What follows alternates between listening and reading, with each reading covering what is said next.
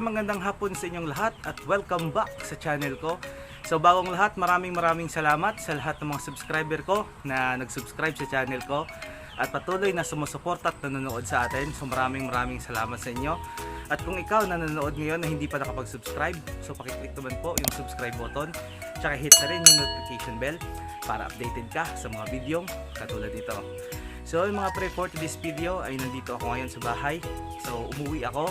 Sinadya ko talagang umuwi ngayong araw kasi tutugunan natin ang hiling ng isang subscriber natin na nakita ko nung nakaraan. So humiling siya sa akin na kung pwede natin siyang bigyan ng strain na meron tayo dito, yung mga gapi natin at saka yung mulis natin.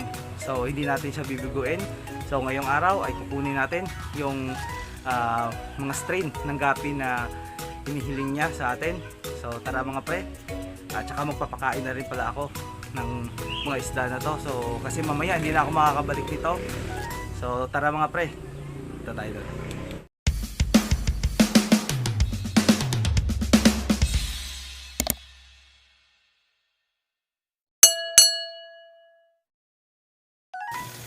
So yun mga pre, nandito tayo ngayon sa ating mga ref tub ng ating mga guppies. So ito yung mga breeder natin. Meron tayo ditong Dumbo Ear Mosaic, Electric Blue Muscov, tsaka HB Red Rose.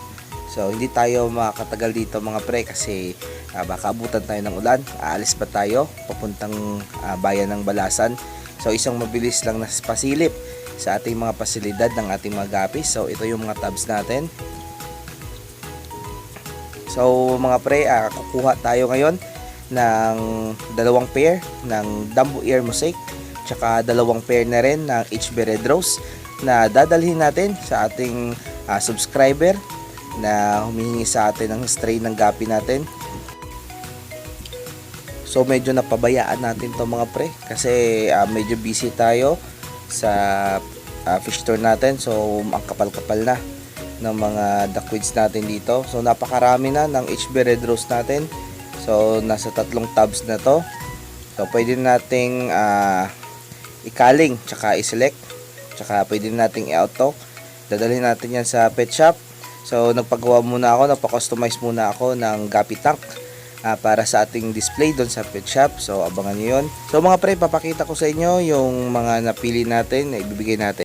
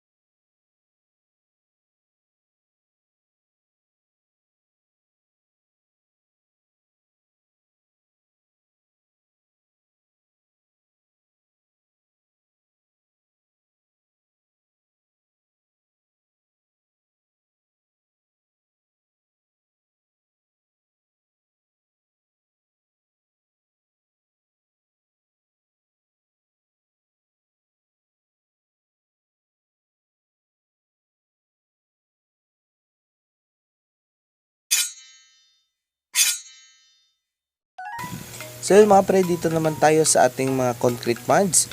So nandito tayo ngayon sa breeding pond ng ating Platinum King Molly, long body round tail. So tingnan nyo mga pre kung gaano karami yung mga fry na nandito. So sobrang busy lang ako kaya hindi ko ito makukuha. So bibigyan natin yan ng tamang oras para makuha natin yung mga fry niyan at palaki ng mabilis para magkapera na tayo. So yun mga pre, tingnan nyo kung gaano kalaki yung mga breeder ko ng Platinum King Molly. At dito naman pre ay yung mga fry na nauna na. So kung di ako nagkakamali, 3 batch ata to ng mga fry na nakolekta ko. So ayan sila.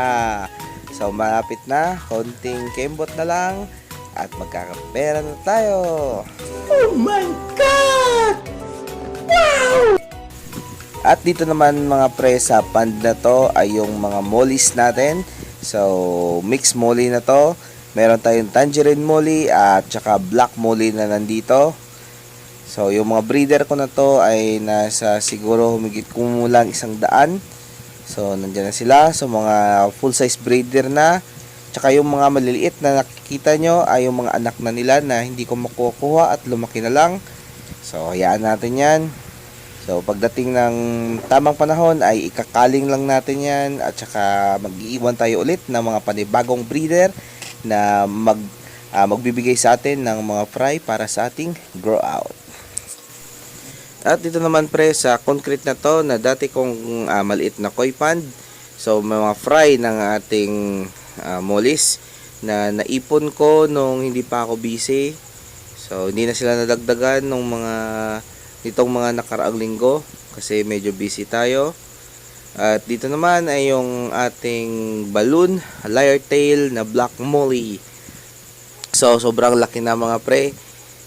So sana magkaroon na sila ng fry at para maparami na rin natin. At dito naman pre ay yung mga fry pa rin ng ating mga mollies na naipon ko rin na nakaraan.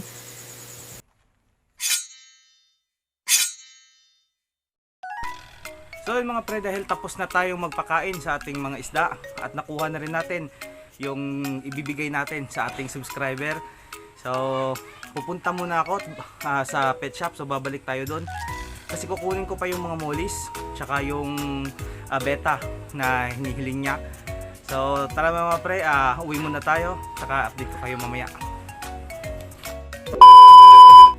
At yun na nga mga pre, nandito na tayo ngayon sa bayan ng Balasan. Nandito ako sa lugar ni Pare Chris Mael Balot. So ito yung Facebook account niya, so shoutout sa iyo pre. So pasensya na mga pre, hindi ko nabidyuhan yung pagkuha ko kanina ng beta tsaka ng molly doon sa ating shop kasi napakaingay doon at napakaraming tao. So minabuti ko na dito na lang. So yun mga pre, bago ang lahat gusto ko munang i-shout out sina Ma'am Vilya Shed Poster, si Boss Jack TV, tsaka si The Talk Show. So shoutout sa yung tatlo. So yun mga pre, supportahan natin. Siyempre mga pre, hindi ko malilimutan yung kaibigan natin na si Pare Chris Mael Balot. So meron siyang YouTube channel, Chris Fishboy. So supportahan natin mga pre. So panoorin nyo yung mga video niya. At yan mga pre, hihintayin natin yung subscriber natin na dumating. So mamaya mga pre, update ko kayo. So at yun na nga mga pre, sa wakas yung hinihintay natin ay dumating na. Pero yung subscriber natin na hindi nakarating kasi may trabaho siya, so inutusan niya yung kapatid niya na si Elton John na kumuha ng mga isda na hiningi niya sa atin. So ito, kasama natin si Elton John. So taga saan ka pre? Taga San Esteban po. San Esteban? Pilar Tapis. So mga pre, yung kaibigan natin ay taga San Esteban, Pilar Capiz. So dumayo siya dito sa Balasan para kunin yung pinadala sa akin ng kanyang kapatid. So mga subscriber natin to mga pre. So shout out sa kapatid niya na si Joe Edisoyo Villa. So shout out sa iyo pre. So maraming salamat sa pag-subscribe at pagsuporta sa channel ko. So mga pre, yung hiningi sa atin ng ating subscriber ay ilang piraso lang naman. Kasi yung mga isda na to ay ginagawa lang naman nilang stress reliever sa tuwing pagod na pagod sa trabaho.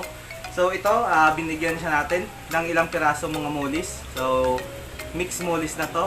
So ayan, tingnan nyo. So ibibigay natin to sa kanya. So tsaka binigyan ko rin siya ng 2 pair ng breeder size na Dumbo Air Mosaic. So, ayan. So, bibigay natin to sa kanya. So, mga pre, ready to breed na to. So, pregnant na yung babae. So, makakapagparami na rin sila. So, bibigay natin to sa kanya. At ito mga pre, binigyan ko rin siya ng HB Red Rose. So, 2 pair din to. So, semi-breeder na rin to. Tsaka yung isang pair ay breeder na rin.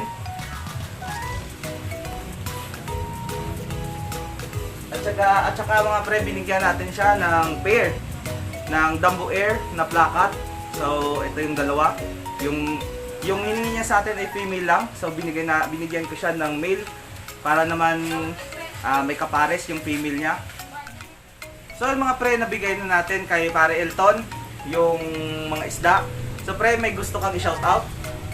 Shoutout po na sa Family Bilya at salamat po kay Ako si Kintoy Vlog dahil binigyan niya kami ng mga ilang pirasong isda. At saka kung mga ang iba na nanonood, subscribe naman po si Ako si Kintoy Vlog. So yun mga pre, narinig nyo. So isang kahilingan na naman yung natupad natin sa ating mga subscriber. So kunting bagay lang yan mga pre. Kasi nung nagsisimula pa lang ako, alam ko kung gaano kahirap na walang sumusuporta sa pag-iisda. So ako, binibigay ko at binabalik ko sa kanila kung ano yung naitulong ng ibang tao sa akin hanggang makarating ako sa kung anong meron ako ngayon. So mga pre, maraming salamat sa patuloy na pagsuporta sa channel ko. So kung ikaw na nanonood ngayon ay hindi pa nakapag-subscribe, so pakiclick naman po yung subscribe button. Tsaka i-click na rin yung notification bell para updated ka sa mga video katulad dito. So mga pre, hanggang dito na lang muna yung video natin. So God bless us all and bye-bye!